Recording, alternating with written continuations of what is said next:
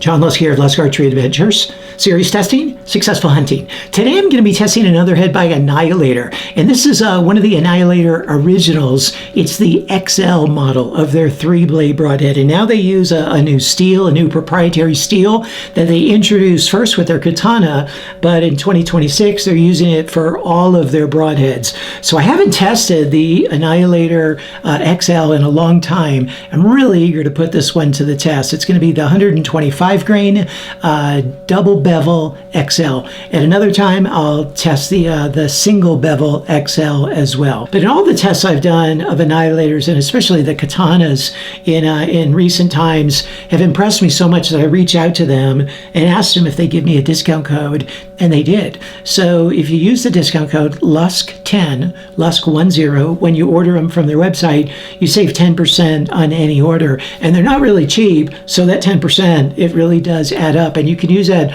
for all the katanas, which have tested extremely well as for all of the Annihilator models. And for this test, I'm going to be using my regimen for 2026. Please check out the video that I posted earlier this year called 2026 Broadhead Test Process, and it'll walk you through all the testing that I'm doing. There's a lot of changes in 2026, so please watch it so you can be up to date with what I'm doing, why I'm doing it, how I quantify it, and so forth. And for all the vertical bow shooting, I'm using my Elite Eon Compound bow. And for the crossbow shooting, I'm using my Ravin LR, shooting at 450 feet per second. Wow, I'm loving that thing too.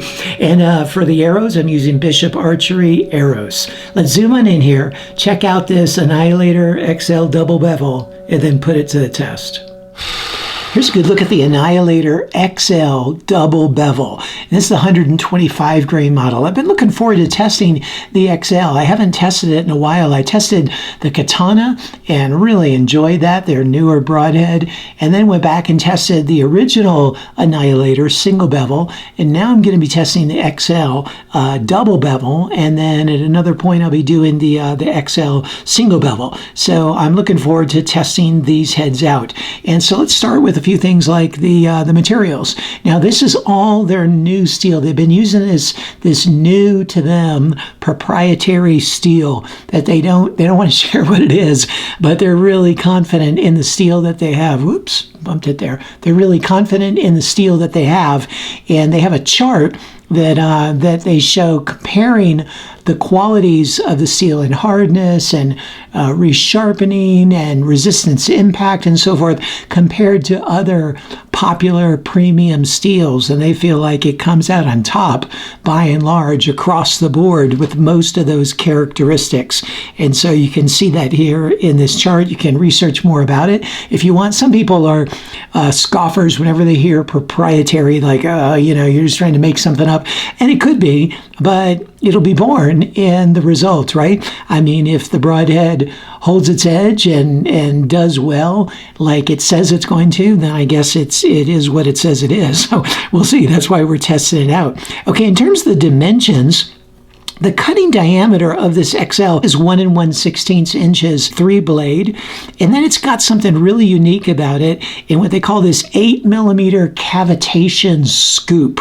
Okay, it's a cavitation scoop that, as it penetrates, it creates this vacuum due to a huge displacement of material. And when a tissue that is largely liquid-based creates that kind of vacuum in it, man, all kinds of internal turbulence and disruption takes place in the tissue.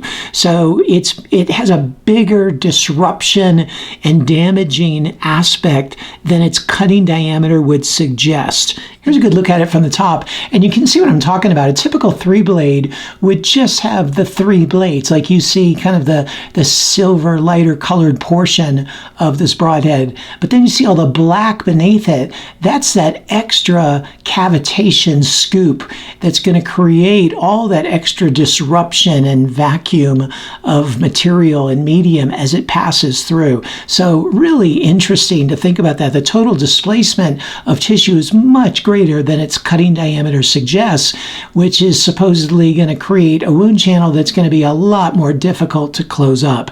As well as the cavitation scoop technology works kind of like the dimples on a golf ball to carry the air around as it rotates in flight, aiding in better flight and better accuracy. Now, another good thing to note is that it's a 3-blade, 1-piece broadhead, so it has a 60-degree bevel, which means it could just be laid flat on any surface and resharpened in the field, on the edge of the glass of your truck window, on the bottom of a coffee cup, on a rock. I mean, they're just so easy to sharpen. Now, they're not going to be as sharp as a thinner or more gradual bevel would be, but they're going to be really stout and durable and certainly sharp enough. The overall length is really short on these as well. In the XL, it's 1.14 inches. And then the thickness of the blades is 0.046 inches thick. Another thing to note is this is 100% made in the USA, which is really nice. Go USA. The price comes out at $23.33 a head, and you can use my discount code LUSK10 to save an extra 10% off that price on their website. Really look forward to putting this Annihilator XL to the test and seeing how it performs.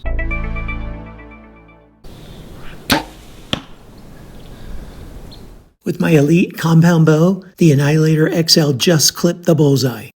I'd shot it previously with my Elite as well and drilled the bullseye, but then I couldn't find the footage of that clip, so that's why I redid it with the footage I just showed.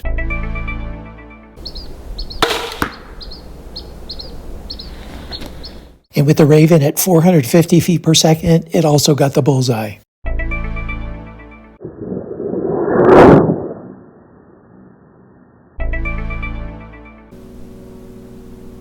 It took 271 grams of force to cut through the wire, which is a 9.29 on a 10-point scale. And it's actually really good for a 1-piece, 3-blade broadhead like this.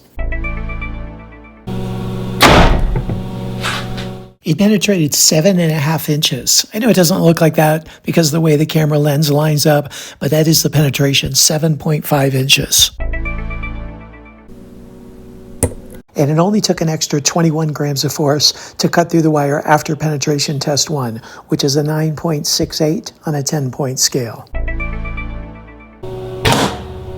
It penetrated through 65 layers, which is a 9.29 on a 10-point scale. It's in excellent condition after the 3 shots through the MDF. And it's still in pristine condition after the 2 shots through the steel plate. And check out these holes. Man, I love these triangular hole punch holes that the Annihilators make in the steel. It's a wound channel that's not going to be easy to close up.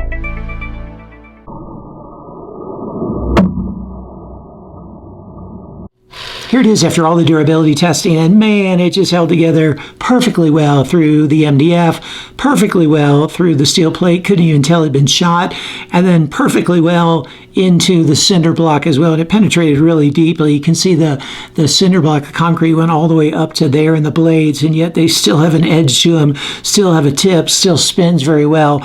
Really impressive durability, so it's going to get an extra bonus for not having any damage after all the durability testing, and it's going to get a bonus round of being shot through one of the Ravin high-speed crossbows in the cinder block. That's going to be fun.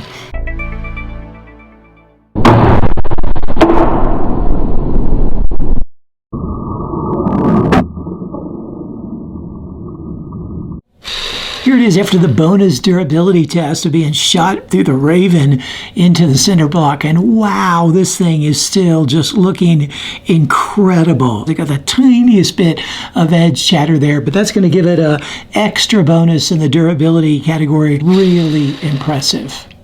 So what'd you think? Wow, it did so well. Okay, this is one of those heads that just really impressed me. I knew it was going to be durable. I didn't know it was going to be that durable. I mean, it's one of the most durable broadheads I've ever tested. It did so good in the regular durability tests that it gets a bonus of 2 points for having a near perfect score in the durability testing. Then it gets an extra bonus of being shot through the Ravin LR at 450 feet per second into a cinder block. And even through that, it did really well. So it got more bonus on that. But it did not have a flat side. The only kind of downside, if you will, is the cut size. That's where it got docked a bit in the scoring. But it kind of makes up for that because it punches such a hole in whatever it hits. It displaces so much tissue because it's not just 3 blades. It's got that design like I described earlier. But man, this is a really impressive broadhead, and it got one of the highest scores of any fixed blade that I've tested. So hey, you check out the score sheet and see how it performed in the areas that matter to you the most, and see if this might be a good fit for you. And I think it'd be a pretty good fit for just about everything on the planet. But again, you check out the score sheet and see. And stay tuned for the overall score as well as the corresponding Lusk grade. And also stay tuned for a list of all the discount codes that I can offer, like Annihilator. If you use the discount code LUSK10, LUSK10 on their website, you can save 10% on any order. Hey, thanks for tuning in. Look forward to seeing you next time.